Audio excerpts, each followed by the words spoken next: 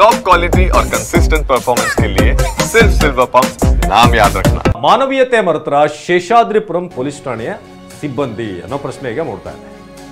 ಯಾಕೆ ಏನಾಯ್ತು ಶೇಷಾದ್ರಿಪುರಂ ಸ್ಟೇಷನ್ ಅಲ್ಲಿ ಅಂತ ನೋಡೋದಾದ್ರೆ, ಒಬ್ಬ ಗರ್ಭಿಣಿಯನ್ನ 8ಕ್ಕೂ ಹೆಚ್ಚು ಗಂಟೆ ಠಾಣೆಯಲ್ಲೇ ಕೂರಿಸಿ ದರ್ಪ ಮೆರೆದಿದ್ದಾರೆ.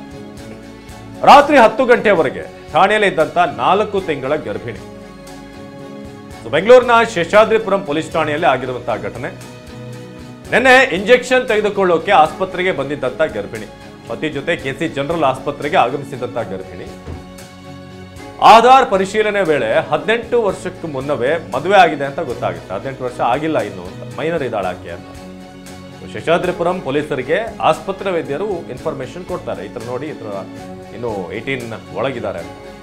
ಮಧ್ಯಾಹ್ನ 2 ಗಂಟೆಗೆ ಪತಿ ಪತ್ನಿಯನ್ನ ಕರೆಸಿದಂತ ಪೊಲೀಸರು ಅಲ್ಲಿಗೆ 6 ಗಂಟೆಯ ಒಳಗೆ ಮಹಿಳೆಯನ್ನ ಸಾಂತ್ವನ ಕೇಂದ್ರಕ್ಕೆ ಕಳಿಸಬೇಕು ಅಂತ ಇದೆ.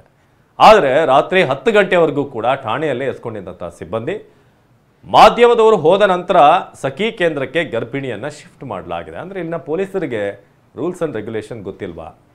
ಒಂದು ಮಹಿಳೆಯನ್ನ, ಅದರಲ್ಲೂ ಗರ್ಭಿಣಿಯನ್ನ ಹೇಗೆ ನಡೆಸ್ಕೊಳ್ಬೇಕು ಅನ್ನೋ ಒಂದು ಸೂಕ್ಷ್ಮತೆ ಇಲ್ವಾ ಅನ್ನೋ ಒಂದು ಪ್ರಶ್ನೆ ಸಹಜವಾಗಿ ಮೂಡುತ್ತೆ. ನೆನ್ನೆ ಇಂಜೆಕ್ಷನ್ ತೆಗೆದುಕೊಳ್ಳೋಕೆ ಆಸ್ಪತ್ರೆಗೆ ಬಂದಿದ್ರು. ಆಗ ಈ ಕೆಸಿ ಜನರಲ್ ಆಸ್ಪತ್ರೆಯವರು ಭಾಳ ಪ್ರಾಂಪ್ಟ್ ಆಗಿ ಅದನ್ನು ಹೇಳಿದ್ದಾರೆ. ಇಂಥದ್ದೆಲ್ಲ ಒಂದಷ್ಟು ಪ್ರಾಂಪ್ಟ್ನೆಸ್ ಇರುತ್ತೆ.